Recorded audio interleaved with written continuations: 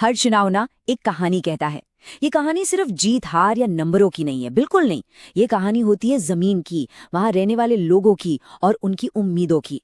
आज हम जम्मू की अखनूर सीट की कहानी को जरा गहराई से समझने की कोशिश करेंगे। देखिए, ये सिर्फ एक चुनावी नतीजे का विश्लेषण नहीं है, ये इस बात को समझने का एक खाका है कि आज के भारत में राजनीतिक भरोसा कैसे बनाया जाता है और उसे बरकरार कैसे रखा जाता है। तो बात हो रही है जम्मू और कश्मीर की विधानसभा सीट 81 यानी अखनूर की। ये नक्शे पर बस एक जगह नहीं है, ये सरहद की जमीन है। यहाँ की हवा में, लोगों की रोजमर्रा की जिंदगी में और यहाँ की राजनीति की नब्ज में आपको हमेशा बॉर्डर की मौजूदगी महसूस होगी। यहाँ का इतिहास, यहाँ के लोग और पाकिस्तान से सटी हुई इसकी सीमा, ये तीनों मिलकर इसे एक बहुत ही खास पहचान देते हैं।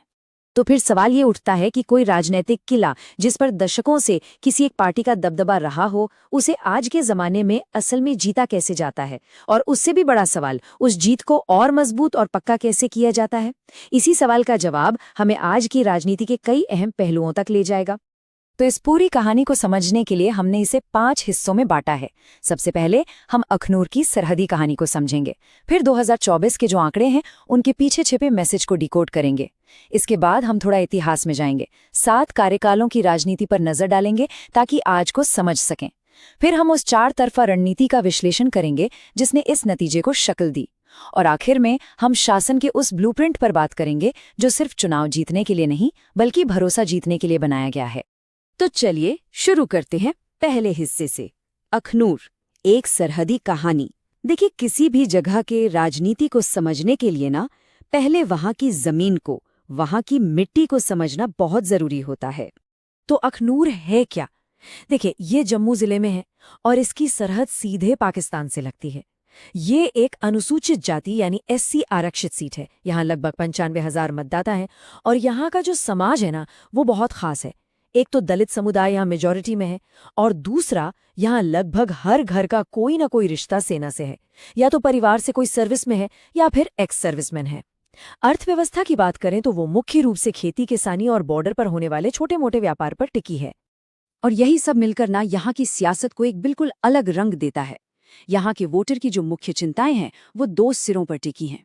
एक तरफ है सरहद पर सुरक्षा की चिंता और दूसरी तरफ है घर में अपने परिवार के कल्याण की चिंता, यानी कि नेशनल सिक्योरिटी और लोकल डेवलपमेंट। यहाँ आकर दोनों एक हो जाते हैं।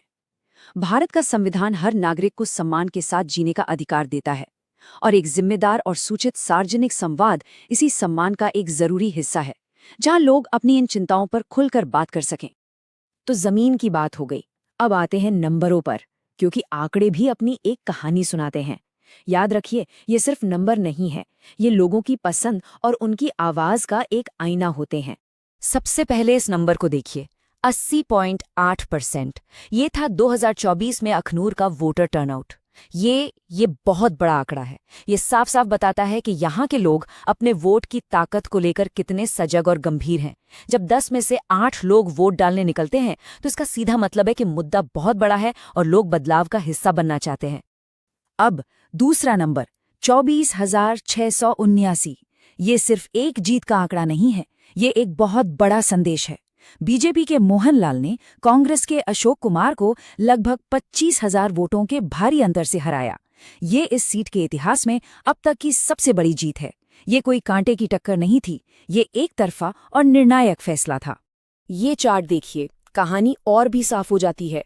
2014 में बीजेपी का वोट शेयर था 53.2%, जो कि खुद में ही एक बड़ी जीत थी। लेकिन 10 साल बाद 2024 में ये नंबर उछलकर पहुंच गया 64.9% पर, यानी कि 11.7% की सीधी बढ़त। ये दिखाता है कि ये कोई एक बार की लहर नहीं थी, बल्कि पिछले 1 दशक में जमीन पर समर्थन लगातार बढ़ा है और मजबूत हुआ है। तो सवाल ये है कि ये हुआ कैसे? कैसे एक जो कांग्रेस का गढ़ माना जाता था वो अब बीजेपी का एक मजबूत किला बन गया? इसके लिए हमें थोड़ा पीछे चलना होगा, अखनूर के राजनीतिक इतिहास को समझना होगा, क्योंकि 24 का नतीजा अचानक नहीं हुआ, ये एक लंबे बदलाव का नतीजा था। इस टाइमलाइन पे नजर डालिए, 1983 से लेके 2008 तक ये सीट ज्यादातर कांग्रेस के पास रही, एक पारंपरिक गढ़ की तरह। लेकिन फिर आया साल 2014, एक टर्निंग पॉइंट, जब बीजेपी ने यहां पहली बार जीत दर्ज की। वो एक बड़े बदलाव का संकेत था। और फिर 2024 में बीजेपी ने न सिर्फ जीत को दोहराया, बल्कि अपने मार्जिन को इतना बड़ा कर लिया कि ये साबित हो गया कि 2014 का बदलाव अब एक स्थायी हकीकत है। अब कहानी में एक और बड़ा मोड़ आया 2022 में, डिलिमिटेशन यानी परिसीमन। अब ये शब्द सुनने में थोड़ा मुश्किल लगता है, तो इसे आसान भाषा में समझते हैं। सोचिए कि आपके स्कूल की बाउंड्री बदल दी जाए, कुछ नई कॉलोनियां आपके स्कूल में आ जाएं और कुछ पुरानी हट जाएं। इससे क्या होगा? स्कूल का पूरा समीकरण बदल जाएगा। ठीक यही अखनूर के साथ हुआ। 2022 में इसे SC आरक्षित सीट बना दिया गया। इससे यहाँ का पूरा पॉलिटिकल कैलकुलस ही बदल गया। उम्मीदवार कौन होगा, वोटरों की प्राथमिकताएं क्या होंगी, सब कुछ नए सिरे से तय होने लगा। तो अब तक हमने समझा कि क्या हुआ। अब हम बात करेंगे कि ये कैसे हुआ, और इसके लिए हम चलते हैं अपने चौथे हिस्से में, 4 मोर्चों पर रणनीति। ये एक तरह से एक मॉडर्न चुनावी अभियान का एक्सरे है।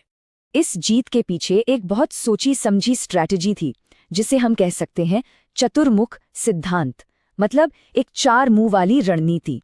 ये सिर्फ कुछ रैलियां या पोस्टरबाजी नहीं थी, ये एक 360 डिग्री अप्रोच था, जिसमें हर पहलू पर बारीकी से काम किया गया। तो इस टेबल में आप देख सकते हैं कि ये सिद्धांत काम कैसे करता है। इसके 4 पिलर थे। पहला पिलर, कैंडिडेट। मोहनलाल जी, जो एक पूर्व SSP रहे हैं, उनकी इस इमेज को सुरक्षा और विश्वास के ब्रांड के तौर पर बनाया गया। लोगों से सीधे जुड़ने के लिए लगातार जनसंवाद किए गए। दूसरा पिलर, पार्टी। बीजेपी के नेशनल ब्रांड और केंद्रीय नेतृत्व के चेहरे का पूरा इस्तेमाल हुआ, और साथ ही जमीन पर संगठन को मजबूत करने के लिए मेंबरशिप ड्राइव चलाई गई। तीसरा और सबसे जरूरी पिलर, लोग। वोटरों की जो असली चिंताएं थीं, सुरक्षा, नौकरियां, वेलफेयर स्कीम्स, उन पे सीधा और साफ मैसेज दिया गया। और चौथा पिलर, विरोधी। विपक्ष क्या कहेगा, इसका अंदाजा लगाकर उनके हर तर्क का जवाब पहले से तैयार रखा गया। चलिए अब आते हैं सबसे आखिरी और शायद सबसे जरूरी हिस्से पर, शासन का ब्लूप्रिंट। क्योंकि चुनाव जीतना मंजिल नहीं है, ये तो एक नई जिम्मेदारी की शुरुआत है। इलेक्शन जीतना एक बात है, और लोगों का भरोसा जीतना और उसे बनाए रखना बिल्कुल दूसरी बात। तो ये जो जनादेश मिला है, उसे और मजबूत करने के लिए एक पूरा रोड मैप है। पहला कदम, उन बूथों को पहचानना जहां वोट कम मिले, और वहां जाकर लोगों से सीधे बात करना कि कमी कहां रह गई। दूसरा, स्थानीय शिकायतों और समस्याओं पर फोकस करना। तीसरा, युवाओं और महिलाओं के साथ जुड़ने के लिए स्पेशल प्रोग्राम चलाना। और चौथा, एक जबरदस्त डिजिटल अभियान के जरिए हर वोटर तक अपनी बात पहुंचाना। ये जो डिजिटल प्लान है, ये दिखाता है कि आज के ज़माने का कैंपेन कितना डीप और माइक्रो लेवल पर होता है। व्हाट्सएप का इस्तेमाल गांव-गांव, मोहल्ले-मोहल्ले के ग्रुप्स और पर्सनल वॉइस नोट्स भेजने के लिए। इंस्टाग्राम और यूट्यूब पर पूर्व सैनिकों और सरकारी योजनाओं के लाभार्थियों के छोटे-छोटे वीडियोस। एक्स पर मीडिया और विपक्ष के दावों को रियल टाइम में जवाब देना। और शेयर चैट जैसे प्लेटफॉर्म पर गाँव के वोटरों के लिए उनकी अपनी भाषा में बात करना। हाँ, इस तरह के जुड़ाव के साथ एक बड़ी जिम्मेदारी भी आती है। भारत के डेटा प्राइवेसी कानूनों के तहत हर व्यक्ति की निजता और सहमति का सम्मान सबसे ऊपर है, यानी कि हर संवाद सहमति और विश्वास के आधार पर ही होना चाहिए। रणनीति से ये एक लाइन देखिए, मोहनलाल को लगातार अखनूर का सुरक्षा कवच के रूप में ब्रांड करें। ये सिर्फ एक स्लोगन नहीं है, ये एक इमोशनल कनेक्ट है। ये कैंडिडेट की जो पूर्व SSP की इमेज है, उसे सीधे सीधे वहां के लोगों की सबसे बड़ी चिंता यानी सुरक्षा से जोड़ता है। ये एक ऐसा मैसेज है जो दिमाग से ज्यादा दिल पर असर करता है। तो आखिर में हम उसी सवाल पर लौटते हैं, क्या इस स्तर का डेटा ड्रिवन, व्यवस्थित और हर पहलू को कवर करने वाला कैंपेन भारत में भविष्य के सभी चुनावों के लिए नया ब्लूप्रिंट है? अखनूर का ये केस हमें दिखाता है कि राजनीति अब सिर्फ भाषणों और रैलियों का खेल नहीं रह गई है। ये एक विज्ञान बन चुका है, जहां डेटा, स्ट्रैटेजी, कम्युनिकेशन और गवर्नेंस का एक साफ रोड मैप मिलकर ही जीत तय करते हैं। यदि आप एक जन केंद्रित नेता बनना चाहते हैं और अपने निर्वाचन क्षेत्र का उत्थान करना चाहते हैं, तो blueprintstrategies.ai से mgr@blueprintstrategies.ai पर संपर्क करें या 08042041602 पर कॉल करें। राजनीति से परे उद्देश्य।